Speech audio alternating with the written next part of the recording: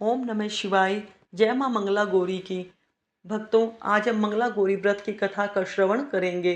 मंगला गौरी का व्रत सावन महीने के जितने भी मंगलवार पड़ते हैं उनको रखना होता है। इसे मां मंगला गौरी का व्रत कहते हैं। इस दिन मां पार्वती और भगवान शिव की पूजा का विधान है।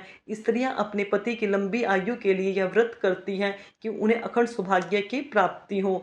विवाहित स्त्रियां अपने संतान प्राप्ति के लिए भी यह व्रत करती हैं और कुंवारी कन्या इस व्रत को मन भावन पति प्राप्त करने के लिए करती हैं।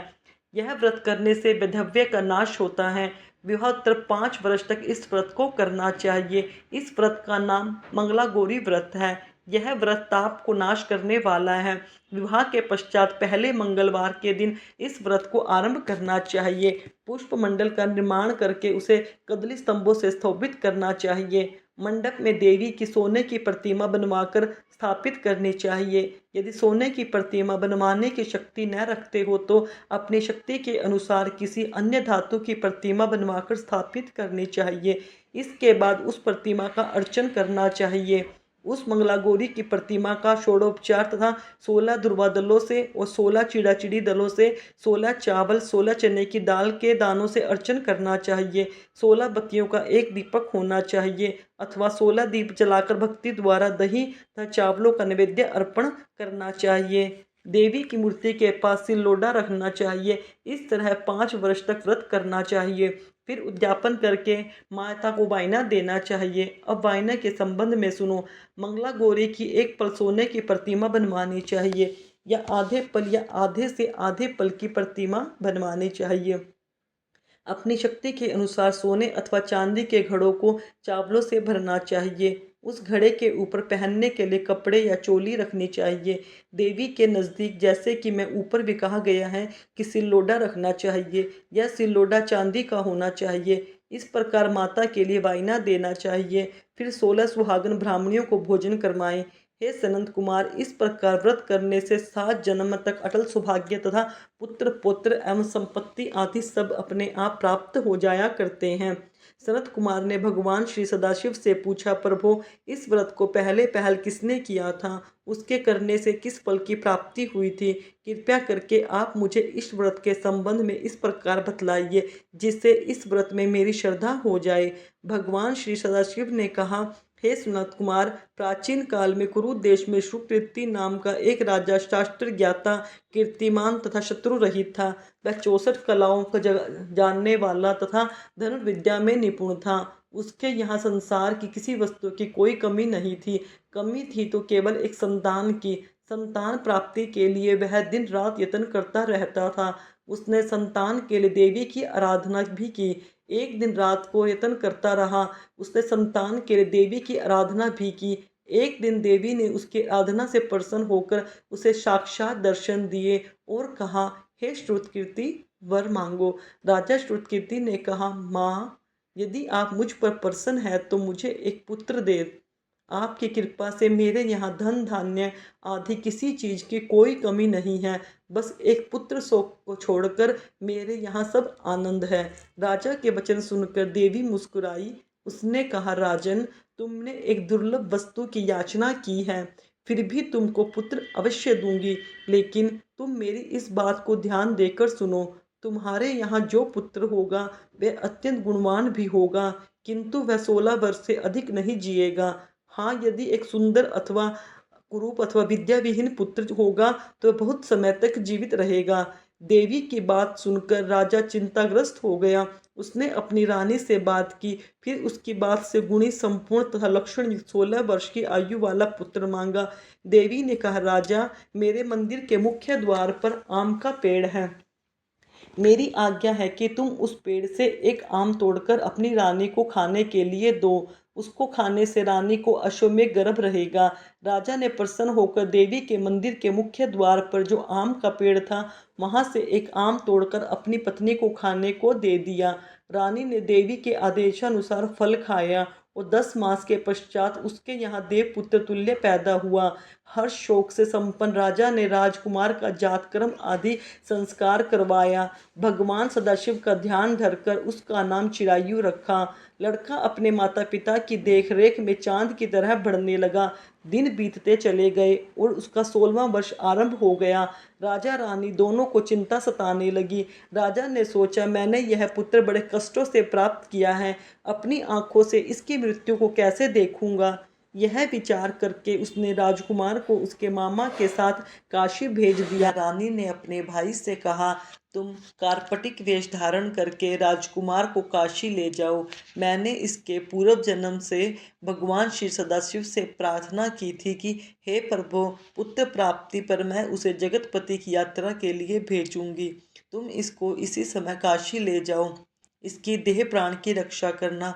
रानी का भाई अपनी बहन की बात सुनकर भानजे को साथ लेकर काशी चला गया। कई दिन की यात्रा के पश्चात यह आनंद नगर पहुंचा। वहां पर वीरसेन नाम का राजा राज्य करता था, जो कि शास्त्र ज्ञाता, कीर्तिमान तथा शत्रु रहित था। उस राजा की कन्या मंगला गौरी अपने रूप लावण्य के कारण चहुं ओर प्रसिद्ध थी। मानो वह राजकुमारी आकाश के चांद की तुलना में धरती का चांद थी। जिस समय राजकुमार चिरायु तथा उसका मामा आनंद नगर में शहर से बाहर के शाही बगीचे में पहुंचे, उस समय राजकुमारी मंगला गौरी अपनी सखी सहेलियों के साथ खेल रही थी। राजकुमार चिरायु तथा उसका मामा खेलती हुई लड़कियों को देखने लगा। खेलती हुई लड़कियों में से एक ने क्रोध से भरकर राजकुमार को रंडा कहा।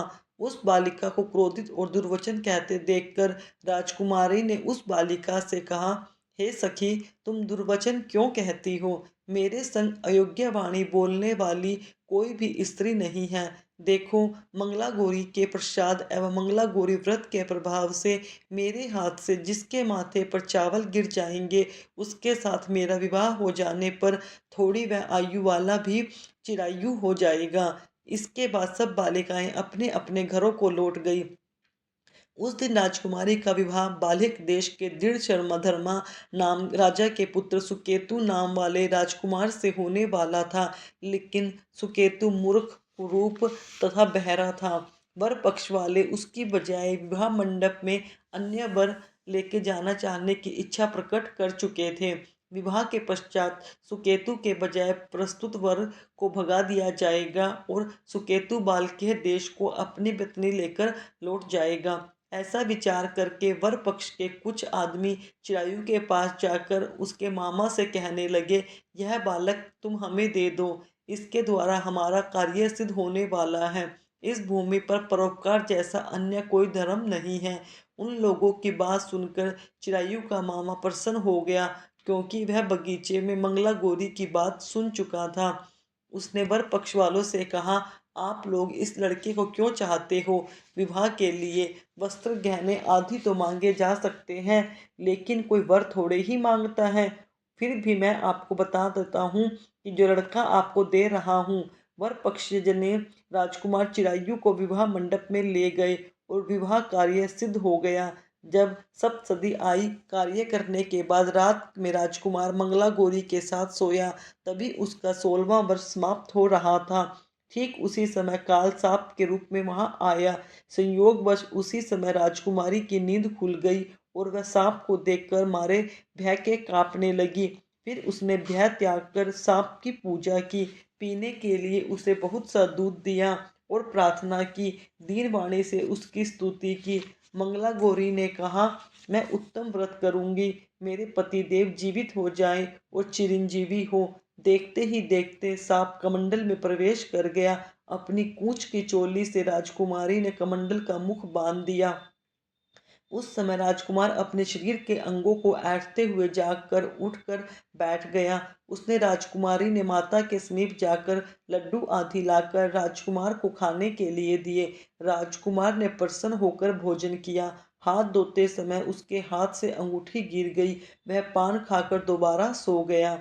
उसके सोने के बाद राजकुमारी कमंडल को बाहर फेंकने के लिए गई, लेकिन विधि के विधान से बाहर जाते समय चमकते हुए हार की चमक देखकर चकित रह गई। उसने उस घट के स्थित हार को अपने गले में पहन लिया। थोड़ी रात बाकी रहने पर चिरायु का मामा आकर उसे ले गया। चिरायु के जाने के बाद वर पक्षीय जन सुकेतु को वहां ले आए। मंगला गौरी ने जब सुकेतु को देखा तो कहा, यह मेरा पति नहीं है। इस पर वर पक्षी जनों ने राजकुमारी से कहा, हे देवी, यह तुम क्या कह रही हो? यदि कोई पहचान हो तो कहो। मंगला गौरी ने कहा, रात को मेरे पति ने जो मुझे जड़ाऊ हार दिया, उस हार के रत्नों की सुंदरता यह बतलाए या कोई अन्य ही है। रात्रि में आम्र सेचन के समय मेरे पति का केसर युक्त पद मेरी जांघ में लगा हुआ है। सब लोग उसे देखो। रात के समय मेरे और मेरे पति के बीच में जो बातचीत हुई है, हमें क्या भोजन किया, यह भी बतलाए। यह मेरा पति होगा। मंगला गौरी की बात सुनकर वक्ष पक्षीय जनों ने कहा, ठीक है, ठीक है। लेकिन सुकेतु उपरोक्त प्रश्नों में से किसी एक का भी उत्तर नहीं दे सका। इस पर कल्याण पक्ष वालों ने उसके साथ राजकुमारी को भेजने से इनकार कर दिया और वर पक्षीय जन अपना समूह लेकर जैसे आए थे वैसे ही लौट गए। मंगला गौरी के पिता महाराजा वीरसेन ने प्रसन्न होकर एक महान यज्ञ रचाया। उसने यह भी सुना कि वर पक्षीय जन किस प्रकार अपने कुरूप राजकुमार के बजाय किसी अन्य सुंदर युवक का विवाह के मंडप में ले आए थे। उसके साथ मंगला गौरी का विवाह हुआ था। अब मंगला गौरी राजमहल के बरामदे में एक चीख की ओट में बैठ गई। प्रत्येक आते जाते यात्री को देखने लगी ताकि उनमें उसे कहीं चिरायु दिखाई दे। उधर मामा के साथ वहां आना पहुंचा। जो ही वह चीख के सामने से गुजरा, मंगला गौरी ने उसे देखकर कहा, पिताजी, मेरे पति आ गए हैं। राजा ने तुरंत ही मामा भांजे को राजभवन के भीतर बुलवा भेजा। मंगला गौरी की बताई हुई सब निशानियां चिरायु में मौजूद थी। राजा ने वस्त्रभरण, अश्वमेध यज्ञ, गज रथ तथा अन्य बहुत सी चीजों के साथ मंगला गौरी चिरायु के साथ कर दी। उसके बाद चिरायु राजा वीरसेन से विदा होकर अपनी पत्नी एवं मामा के साथ कुलनंदन सेना सहित अपने नगर को गया। जब उसके माता पिता ने लोगों के मुख से उसकी वापसी के संबंध में सुना तो उन्हें इस बात पर विश्वास नहीं हुआ। वह सोचने लगे कि भाग्य के विपरीत कैसे हो सकता है। वह अभी यह सोच ही रहे थे कि राजकुमार चिरायु ने माता पिता के चरणों में प्रणाम किया। माता ने उसका सिर सूंघा और उसके आनंद का कोई वार पार न रहा। फिर उसने पुत्र वधू को अपनी गोदी में बिठाकर उससे सारा हालचाल पूछा। भगवान शंकर बोले, हे महामुने, मंगला गौरी ने उसको व्रत महात्म तथा पिछला समस्त घटनाक्रम बतलाया। हे सनंद कुमार, मंगला गौरी के कारण ही तभी से यह व्रत मंगल गौरी के नाम से प्रसिद्ध हुआ। इसे जो कोई भी सुनेगा अथवा इसका कीर्तन करेगा, उसके सभी मनोरथ सिद्ध हो जाएंगे। इसमें कोई भी संशय नहीं है। श्री सूत जी बोले, हे ऋषिगण, भगवान शंकर ने सनत कुमार से इस व्रत को कहा। जो कोई भी मंगला गौरी के इस व्रत को करेगा, माता गौरी उसे अखंड सौभाग्य की प्राप्ति देगी। अखंड सौभाग्य उसका सारी जीवन रहेगा। और जो कुंवारी कन्याएं इस व्रत को करेंगी, उसको मनभावन पति मिलेगा। और विवाहित स्त्रियां संतान प्राप्ति के लिए भी मां मंगला गौरी का व्रत रखती हैं।